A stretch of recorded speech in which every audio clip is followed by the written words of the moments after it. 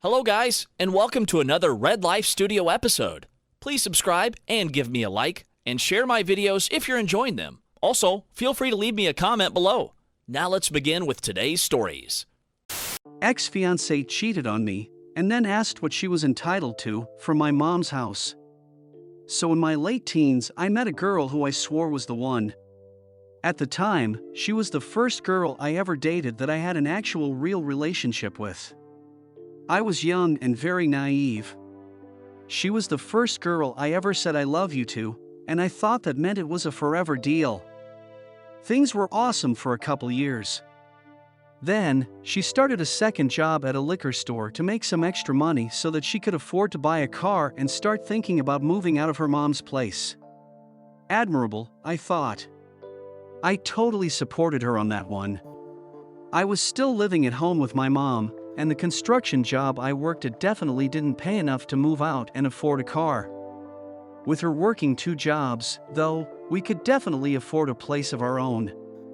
After a few months of working this liquor store job, and one robbery that a guy punched her in the head, she started acting different.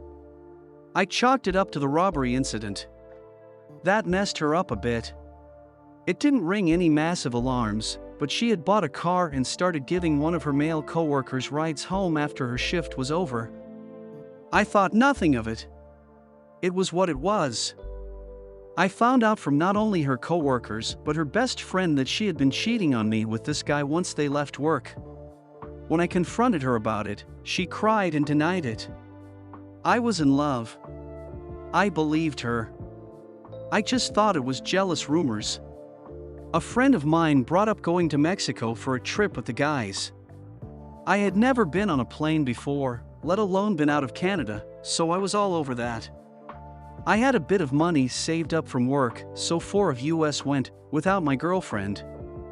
While in Mexico, I cheated. I feel so bad about it to this day, but back then, 15 years ago, I guess I was just trying to get back at her. When I got back to Canada, I felt so guilty that I went right to a jewelry store and bought an engagement ring. So stupid. Yes, I Chandler Binged it. She said yes, and life was all good again. We were engaged for a year and a half. She was still living with her mom, I was still living with mine. During this time, she broke up with me 4 times over the dumbest stuff. She came over to my place once, and her clothes weren't dry from when I had put them in the wash. Clothes, but not quite. She opened up the dryer, grabbed her clothes, and stormed out. She dumped me when she got home. That was the first time. I was crushed. It happened a couple times after that, but they weren't that serious. I wasn't worried. Things went okay after those 3 times. The final time we broke up, I was out of town on a business training course. I called her from my hotel on Valentine's Day, asking how she wanted to celebrate. We need to talk. That's how she started every breakup. By this point, I was done. She said she didn't know if this is what she wanted with her life, yada yada. I agreed. I didn't want a girl who was going to break up with me every time she was upset. I told her to come over when I got back, bring me the ring, and I'll give her whatever she left at my mom's place. Simple, yes? Not so much. This is where she goes stupid. She shows up to my mom's house with her mom in tow. She gives me the ring, I hand her some clothes she left, some shampoo, and a copy of the Notebook on DVD that I paid for but didn't want. She looked confused. I asked her what the problem was. She deadass looked me right in the face and said, "Shouldn't I get more?" I thought I misheard her. I asked her what she meant. Well, we were engaged, so I should get more stuff. I'm entitled to half, right? I burst out laughing. Not even kidding, as heartbroken as I knew I was going to be over the next little while. That was the moment that I had zero love or respect for her. We talked for a bit with her mom. Nobody else was home at my house, who also thought that she was entitled to more than her belongings. After about 5 minutes of them pointing at things in my mom's house and saying they want it, I kicked them out. My last words to her as she stood by the front step looking like she wanted to fix things was, "Bye, good luck. You're gonna need it. Both of you." Bullet successfully dodged. Wow. To this day, that still floors me. How the fuck do you think you deserve my mom's belongings, especially when we don't even live together? Epilogue: I still talk to her mom and her brother once in a very blue moon. My ex is now a fentanyl-addicted prostitute who is in and out of prison and living on the streets. When we were together, she was mildly straight edge. Even refused to try pot with me, and rarely drank. When her brother tells me stories of finding her sleeping in alleys and complaining about the government spraying meth in the air to kill homeless people, it floors me. She also talks extremely ghetto, which is also weird because she was pretty proper when we were together. I always wonder what would happen if I saw her working a street corner. At this point in my life, I'd probably feel nothing but pity for her. That's about it. I still can't fathom how the hell she went left as hard as she did. Unfortunate. TLDR, got engaged super young to a girl I thought was the one. She cheated, I cheated. I still lived at my mom's, she still lived at her mom's. When we split up, she and her mom thought that because we were engaged, she was entitled to my mom's property. Edit, fixed some typos. Also, thought of a hilarious tidbit that I figured I'd share. This girl could not drive. She bought a piece of shit car, a maroon-colored POS, and drove it for maybe a month before she crashed it. Her insurance company got her a rental car which she proceeded to drive into a pole in the first week. They refused her a rental after that, I believe. When she got her car back from repairs, she drove it for maybe a little over a month and crashed it again. After that, her insurance company raised her premiums so high that even Bill Gates would rethink mass transit. She had to park the car after it got repaired the second time.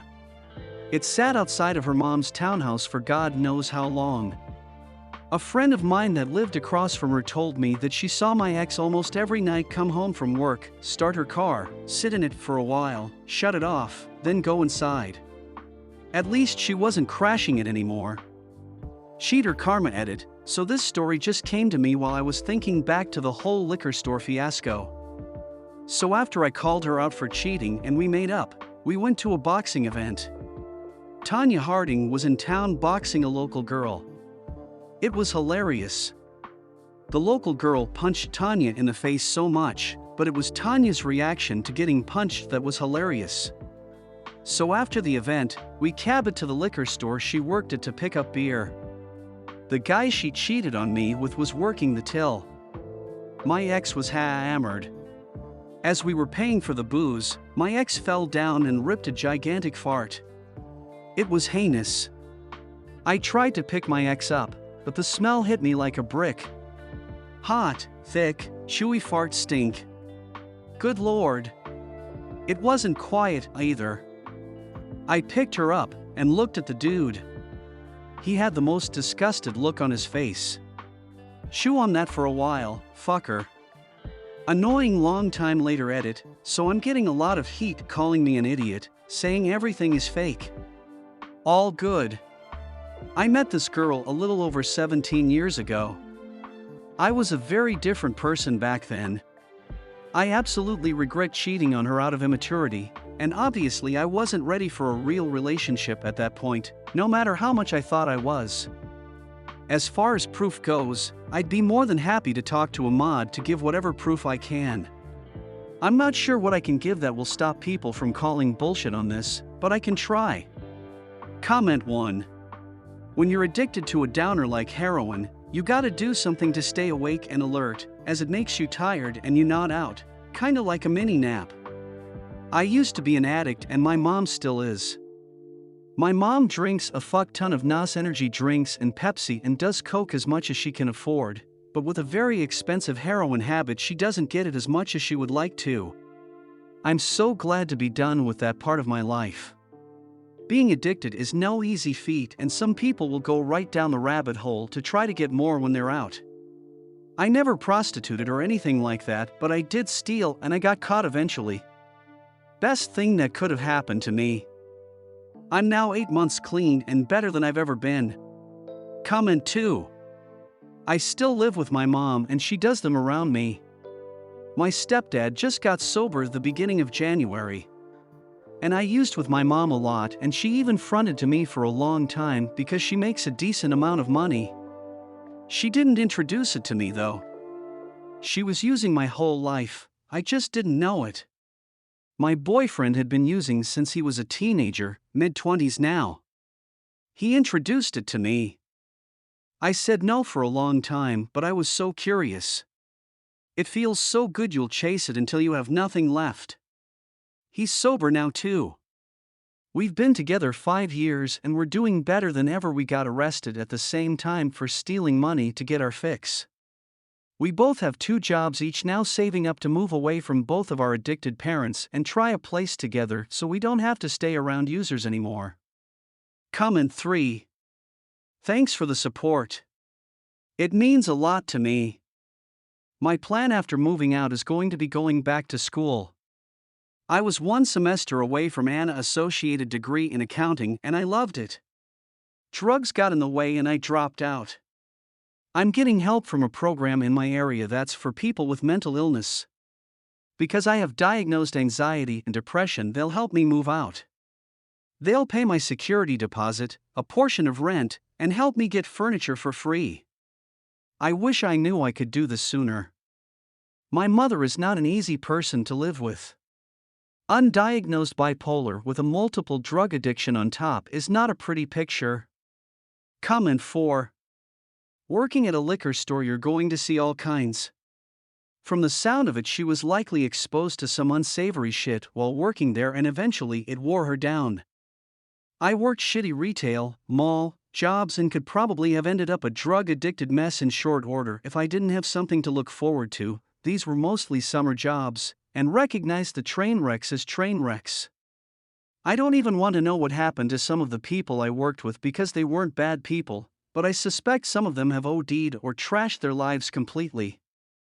Comment 5. Especially repeated blows to the brains can cause CTE or dementia, changes in personality and stuff. I'm not even an armchair expert, so you might want to consult a professional if you notice something weird.